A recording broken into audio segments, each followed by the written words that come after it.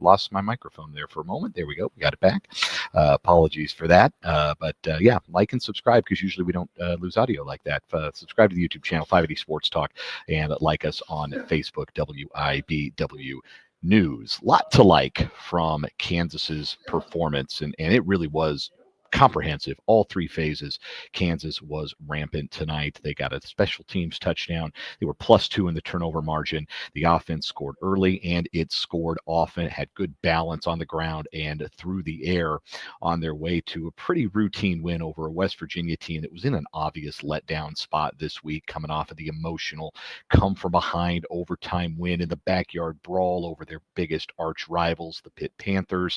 They looked like a team that maybe didn't quite have the ability to summon up the same sort of energy and juice. And Kansas, coming off of a bye week at home, had plenty of juice, and it showed right away. They forced an early punt, scored on their first drive. Nobody covered Levi Wentz on a third down play. He had the freedom of the entire Douglas County when he caught that pass from Jalen Daniels and ran it 41 yards for the game's first touchdown. It was a lead that KU would never relinquish. The first quarter was a little bit choppy offensively. KU kind of felt like a team coming off of a bye in that first quarter. Moving the ball in fits and starts, didn't really get the running game going, but they found their rhythm as the game went on. Offensive coordinator Jim Zabrowski got in his bag, and Kansas was able to move the ball effectively. They got back in the end zone, 39-yard touchdown pass from Daniels to LaShawn Williams, which was not the last time Williams would find the end zone tonight. That play at the time made it 17-3, and then KU would execute a 1-minute drill, get in position for a late field goal. Laith Marjan from 44 yards, making it 20-3 at the break. It was all Kansas.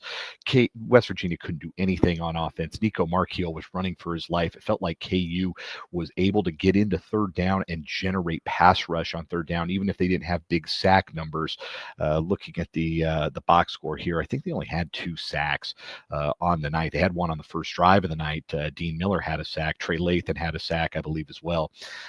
It was pressure that created some errant throws and really had Marchiol and the West Virginia offense looking out of sorts throughout the night. So it was 20-3 at the intermission. KU felt in control, and then Emmanuel Henderson made sure that the second half would be no different than the first. He takes the opening kickoff of the third quarter, 94 yards for a score.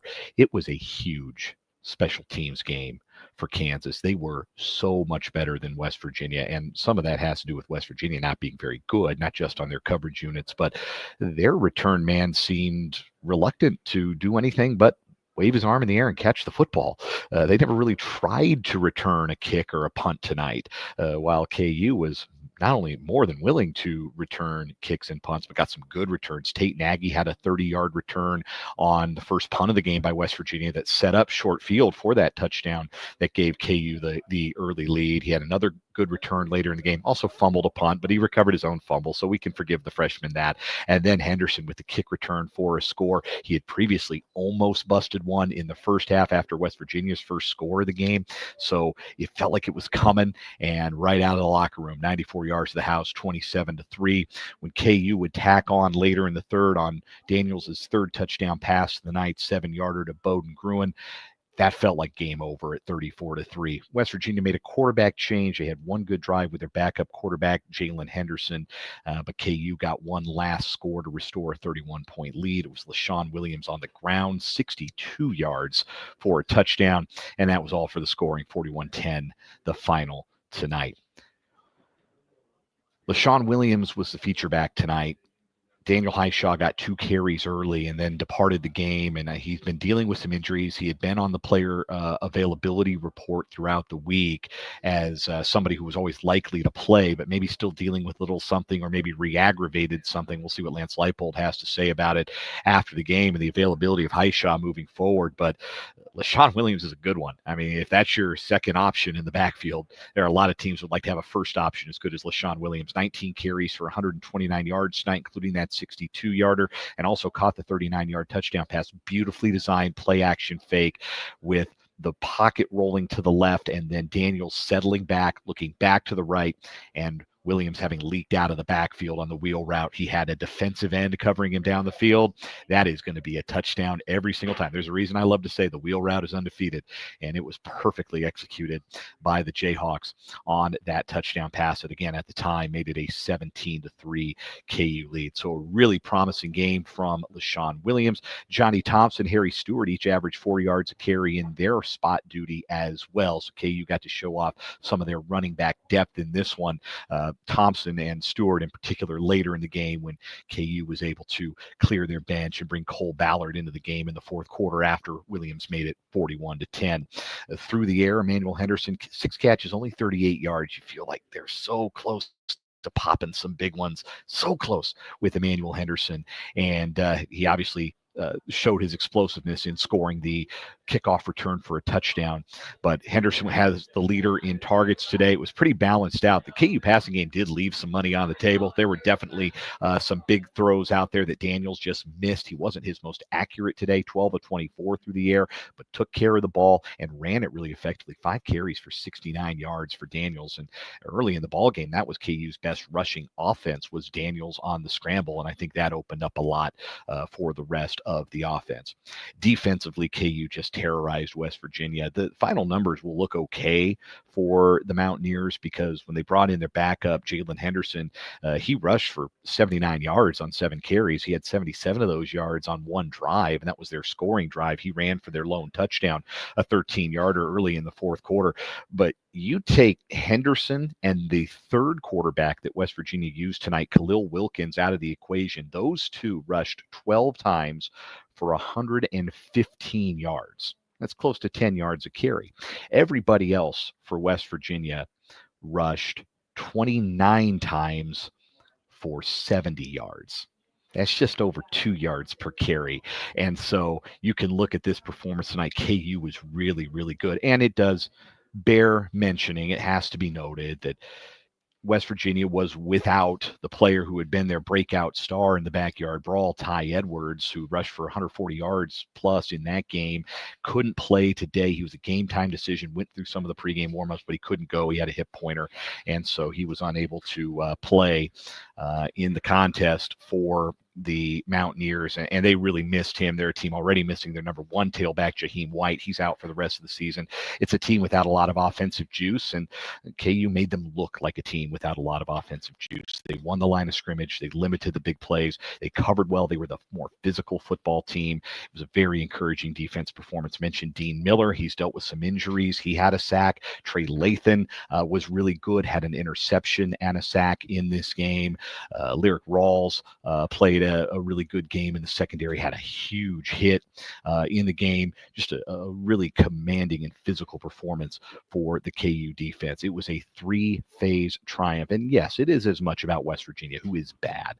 Oklahoma State and West Virginia are the worst teams in the Big 12. And I know there are going to be some K-State fans who are going to come in and pour mouth their team and say, no, they're not worse than us. Yes, they are.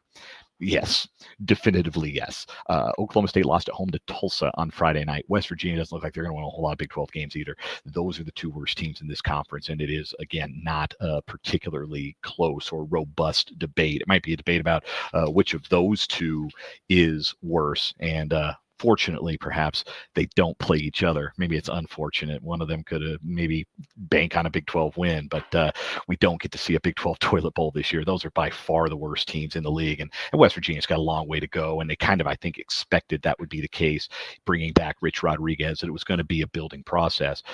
But this, I think, says a lot about KU. They were terrific in all 3 phases. They were really, really good. And when you look at their schedule, there are really, moving forward, only 3 games that I think are questionable as to whether or not Kansas can win them. Only 3 games that I have questions about their ability to win. They should beat Cincinnati next Saturday here at the booth. I still think they'll handle UCF on the road, even though UCF was impressive today in a win over North Carolina. That might be more about the Fighting Belichicks than it is about UCF. At Texas Tech is going to be a tough one on October 11th.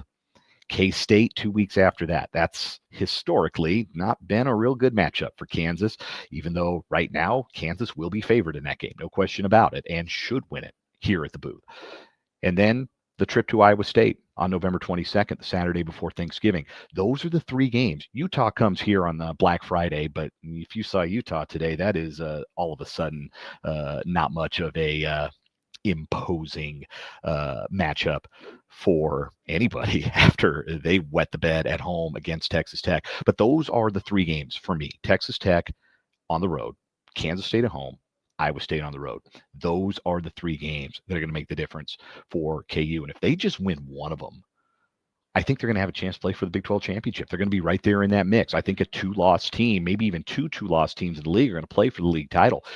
Why can't one of those be Kansas? The schedule is extremely kind. They are a faster and more physical football team than they have been. They are effective. They are deep on offense. Special teams is excellent. Laith Marjan looks like one of the best kickers in the conference. They look like a complete, well-rounded football team, and the best might be yet to come for them. And there is no reason that they should not think of themselves in that locker room as a Big 12 contender, a bona fide contender to reach Arlington and the Big 12 championship game. That's my takeaway from the press box here at David Booth Kansas Memorial Stadium tonight. Again, KU with the win, 41-10 over West Virginia. They go to 3-1 overall, 1-0 in Big 12 play. They are back in action next Saturday, an 11 a.m. kickoff against the Cincinnati Bearcats. We'll have more reaction from this game, the rest of the football weekend, including the Kansas City Chiefs, when we reconvene on Monday's edition of 580 Sports Talk from 3 until 6. Be on the lookout for a Chiefs instant reaction late night tomorrow after their Sunday night football game against the New York Giants on these same video channels.